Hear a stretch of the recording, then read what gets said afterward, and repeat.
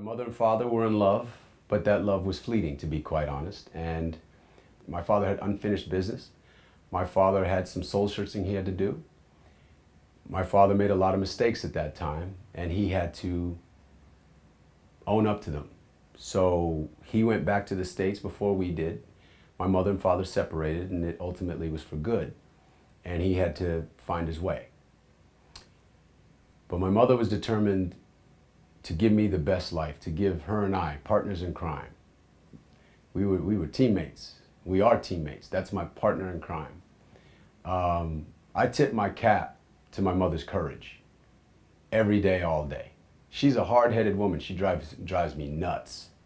She drives me nuts, but I love her. And I'll do anything for her.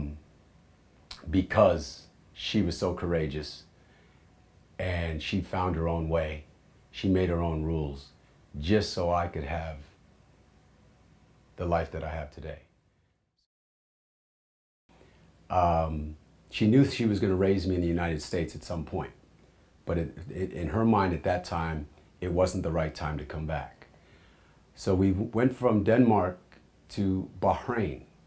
Bahrain is an Arab island in the Middle East, and I lived there for 3.5 years.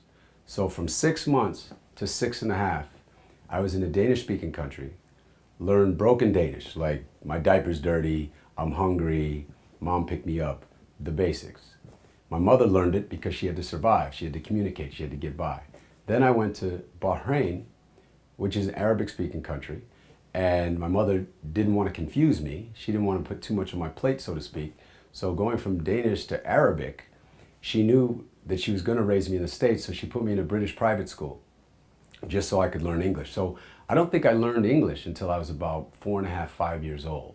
And it's crazy because I had this English accent. Mummy, may I have some tea? Hello, hello, mum, hello, mum. And as you can hear, that accent is terrible. But once upon a time, I actually had a legitimate English accent because I went to this school, this British private school.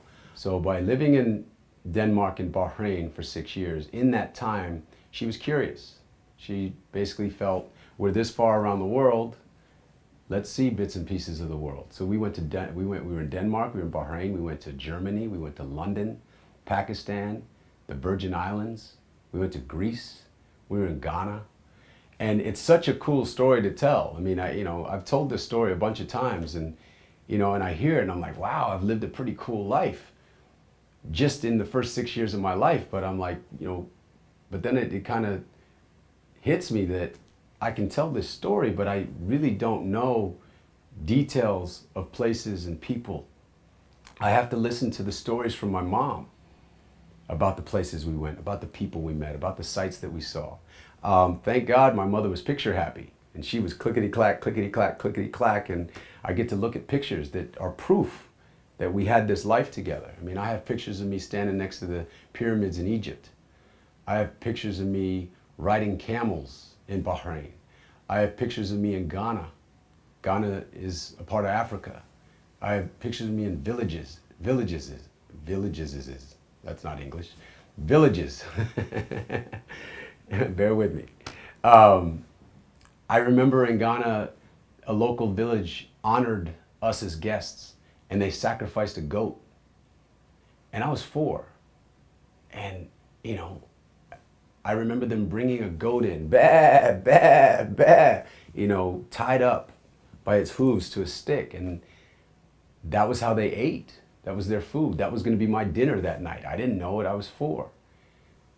And they cut the head off the goat in front of me and they burned it over a fire pit and it scared the shit out of me. And I was 4. I was like, mommy, why are they killing the dog or whatever I called it? I probably didn't know what goat was. Mommy. And and they were doing it as a celebration because that was their culture. And my mother says that I wouldn't eat meat for 4 months. She said all I would eat is porridge. Porridge is like an oatmeal. All I would eat was porridge for 4 months because anytime I saw meat, I thought it was the poor animal. And I just felt so bad that they killed this animal. Whether I know it or not, whether I can remember the details, I know that it's a part of who I am. And I'm grateful that I got to feel the world. Maybe, and I got to see it, but maybe I don't remember it. But I know that I felt it, and I know that that's a part of my person. It's why one of my most favorite things to do is to travel, is to just get out and see things that I know nothing about, see new places, meet new people, taste new foods, you know, different languages, different cultures, different philosophies. It's just interesting. I don't have to agree with it all, but I love to appreciate it and see what it is. And the first 6.5 years of my life, that's what that was. That was me and my mom toughing it out, sticking by each other. She had my back and I was along for the ride, and whatever my mom said was right. She was the captain. And I got this experience because my mother was bold enough to chase it down. So after 6.5 years of living overseas, my mom decided it was time. And she wanted to bring me back to the States. And we started out in Boston, Massachusetts, where my mother was originally from. And she was so excited to finally see her family, to introduce me, her son, because they hadn't had a chance to meet me yet. And, you know, she'd been on this long journey. She'd gone to the West Coast, she'd gone overseas, she'd gone to all these different countries, and now was a chance to come home. And she got to come home, not with her husband. She took a chance, and there was a lot of good in it, but that flicker went out. So it was just me and mom. By then we became partners in crime. And to this day, me and mom, we are partners in crime. But she wanted to introduce me to the family, her side of the family. And with that came a lot of pride and a lot of joy and a lot of discovery. But then a lot more reality checks, because to be quite honest, Boston, Massachusetts was not the most racially friendly place at that time. This is now 76, 77.